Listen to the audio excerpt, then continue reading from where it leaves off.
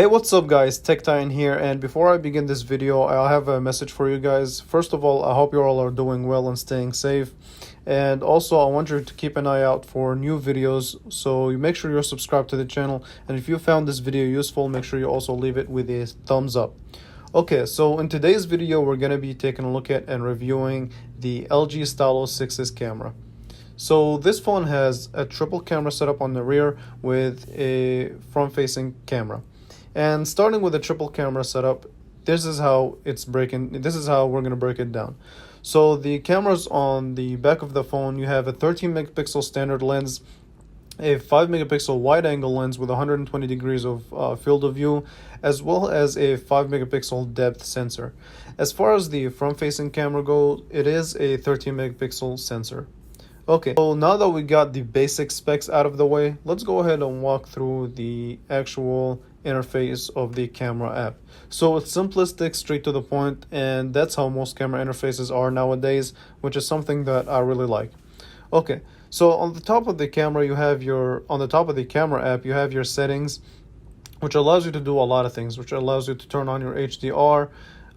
They also have some phrases that you can say to take a pictures, which they call the cheese shutter. So you can say LG, you can say cheese, smile, however way you want to set it up. So if you don't want to set up a timer, you want to take a quick group picture, you can do that with that phrase. You also have tag locations, you also have your grid, and also on the top you have a couple of options. So the options go as follows. You have your filters, which allow you to just pick built-in filters in the LG app, and that can be useful for some people. Now, as far as picture quality goes, which I think that's where most people are going to find this video useful, let's start with the first picture, which is a picture that I took. It's a picture of a flower that just tests out the colors and how this camera, or how the triple camera setup handles color. So it uses the main camera as well as the depth sensor to give out the best possible picture. And as far as I'm concerned, this picture is without HDR, and you will be surprised what this phone can do when HDR is turned on. And I will show you guys samples in a little bit. So the colors look nice. They are a little bit undersaturated, and the sharpness is nice. Like I said, under saturation just by a little bit, nothing crazy, but this camera kind of shocked me. It takes some really good pictures, and it's definitely a huge upgrade in my opinion from the LG Stylo 5. Okay, so also the focus is nice, and it does do a good job with the bokeh effect. So the background is blurred enough and the flower is in sharp focus. Okay, this next picture tests out the dynamic range. So as you guys can see, this camera does not have a great dynamic range. So the sky is not as blue as it should be, and the trees are really dark. There's no color, there's no detail. However, what I was shocked at is when I turned on HDR, my opinion changed. So you get a much bluer sky, you get more detail on the tree. Now it's not gonna compete with high flagships, and that's a given. And the actual shadows are there, so definitely huge difference from the first to the second. So no HDR versus HDR. My opinion, keep HDR turned on at all times if you want to create some good pictures and some nice memories. Okay, this next picture is also a test of the wide angle lens. Now this wide angle lens, it's not the greatest. Remember, it's only a 5 megapixel. However, while you lose some quality, you gain it in just how nice it is to have a wide angle lens. So you get more in your picture. You're gonna have some loss of quality, but it's still good nonetheless. And this next picture tests out the also colors and how much detail this camera can capture. So you see the leaves and the amount of detail that they have. So color detail, some are bright, some are not, some are in the dark, there's white, there's green. So there's a lot going on in just this picture, and this camera does a good job in processing all that information. So nice job in the color department and capturing details.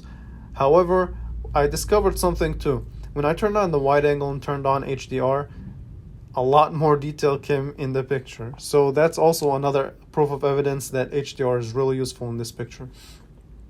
So yeah, the wide angle with HDR also does a better job than no HDR. Okay, this picture tests out the bokeh effect, which I put the 5 megapixel depth sensor into test, and this has a lot going for it. There's a lot of small details that this camera has to work with, and like I said, it's not gonna be a flagship. It's not gonna be comparable to a flagship device. However, overall, it did a pretty good job in capturing the detail and keeping what I need in focus, and keeping the background in giving us that depth, the bokeh effect that a lot of people like. And again, I mean, it's not bad, it's not the greatest that I've seen, but like I said, I'm not comparing it to a flagship, so it gets a pass from me. Okay, so as far as video goes, this phone can shoot up to 1080p on the main camera, and also can shoot up videos on wide angle. However, one I think downside to me is that you can't really switch between them while you're in video mode, so you'd have to pause the video and start a new recording if you want to use the wide angle, or if you want to use the standard lens. As far as the quality goes itself, it's decent, it's alright. Again, I cannot compare this to a flagship, so I'll give it a pass. And if you want to use this as your first, if you want to start up a channel or do something in that regard, then this will be a decent phone to do so. And yeah, with that being said, the selfie camera is where I'm going to wrap this video up, and it takes decent selfies. There is less of beauty mode in this camera than it was last year, and it takes some pretty good shots when you turn on HDR again.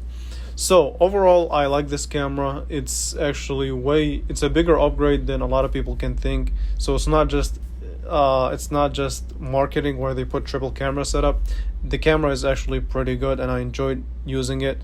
So with that being said, I want to thank you all so much for watching this video. If you found it useful, leave a thumbs up, make sure you're subscribed to the channel, and as always, I will catch you guys in the next video very soon.